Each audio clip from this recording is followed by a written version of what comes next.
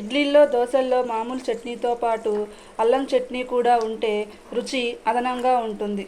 అల్లం చట్నీని చక్కగా తక్కువ శ్రమతో ఈజీగా తయారు చేసుకుందాం రండి.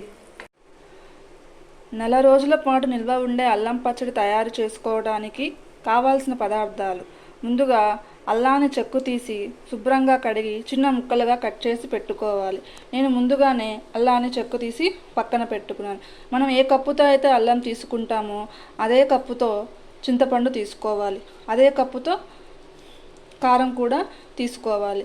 మనకి స్వీట్ ఎక్కువ కావాలి అనుకుంటే బెల్లం కూడా అదే కప్పుతో తీసుకోవాలి. స్వీట్ తక్కువగా కావాలి అనుకుంటే సగం కప్పు తీసుకోవాలి.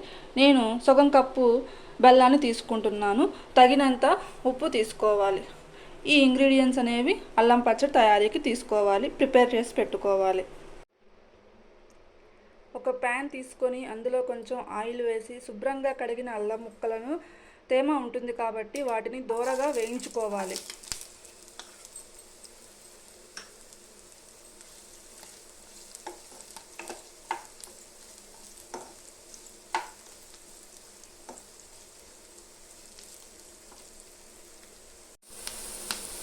ఇలా వేయించి అల్లం ముక్కలను పక్కన పెట్టుకోవాలి. వాటర్ తీసుకోవాలి. ఈ గ్లాస్ వాటరు ఈ బౌల్లో పోసేసి ఒక కప్పు చింతపండు ఇందులో వేసుకోవాలి.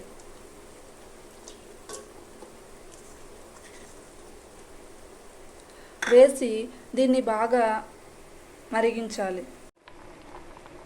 ఇలా చింతపండుని 5 నిమిషాల పాటు బాగా ఉడికించాలి. ఉడికినాక తీసి పక్కన పెట్టుకొని చల్లార్చుకోవాలి. చట్నీ తయారు చేసుకోవటానికి ఈ చూపిస్తున్న పదార్థాలను ఒకదాని తర్వాత ఒకటి మిక్సీ వేసుకొని మెత్తగా గ్రైండ్ చేసుకోవాలి. ముందుగా అల్లం ముక్కలను మిక్సీలో వేసుకొని మిక్సీ పట్టుకోవాలి. ఇలా మెత్తగా గ్రైండ్ చేసుకున్న అల్లంలో మరిగించి చల్లార్చిన చింతపండు రసాన్ని వేసుకోవాలి. వేసి దీన్ని కూడా మిక్సీ పట్టాలి.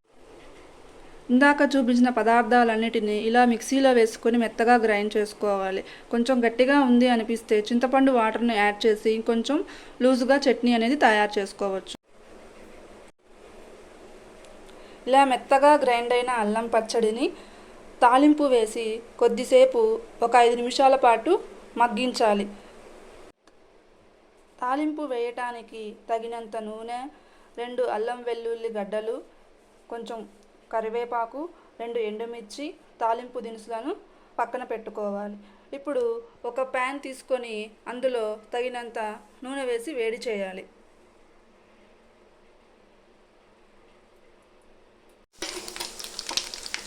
ఆయిల్ కాగినాక అందులో తాలింపు దినుసులు, పొట్టు తీసిన వెల్లుల్లి రెబ్బలు, ఎండుమిర్చి, కరివేపాకు వేసి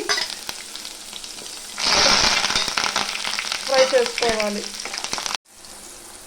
తాలింపు దినుసుల్లో మిక్సీ పట్టిన ఈ చట్నీ వేసి 5 నిమిషాల పాటు బాగా మగ్గనించాలి. పచ్చడిలో ఆయిల్ అనేది అలా పైకి తేలేంత వరకు కలుపుతూ ఉంచుకోవాలి.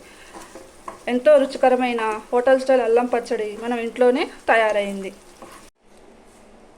ఎంతో రుచికరమైన టేస్టీ యమ్మీ అల్లం పచ్చడి రెడీ.